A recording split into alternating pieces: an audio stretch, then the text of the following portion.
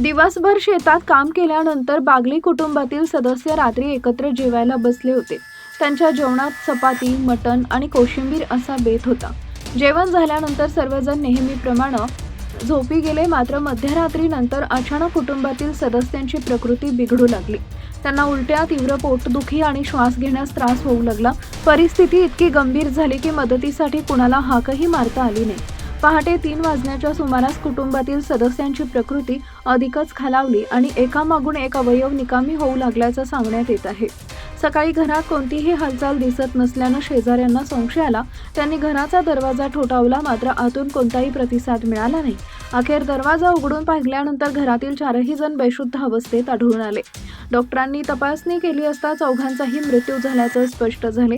या घटनेत निवणा बागली वय वर्ष 60, त्यांची पत्नी इरम्मा बागली वय वर्ष 54, मुलगा मल्लेशा बागली वय वर्ष 29 आणि मुलगी पार्वती बागली वय वर्ष 17 यांचा मृत्यू झाला. कुटुंबातील आणखी एका सदस्याची प्रकृती गंभीर असून त्यांच्यावर रुग्णालयात उपचार सुरू आहेत. घटनेची माहिती मिळताच पोलिसांनी घटनास्थळी धाव घेतली. मृतदेह शवविच्छेदनासाठी पाठवण्यात आला असून रात्रीच्या जेवणातील अन्नाचे नमुनेही फॉरेन्सिक तपासणीसाठी घेण्यात आले आहेत. प्राथमिक तपासात अन्नातून विषबाधा झाल्याचा संशय व्यक्त केला जात असला तरी मृत्यू नेमका कशामुळे झाला हे शवविच्छेदन आणि फॉरेन्सिक अहवालानंतरच स्पष्ट होणार आहे. कर्नाटकातील रायचूर जिल्ह्यातील कल्नौर या गावात ही घटना घडली होती. एकाच कुटुंबातील 4 जणांचा अचानक मृत्यू झाल्यानं कल्नौर गावासह संपूर्ण रायचूर जिल्ह्यात हळहळ व्यक्त केली जाते.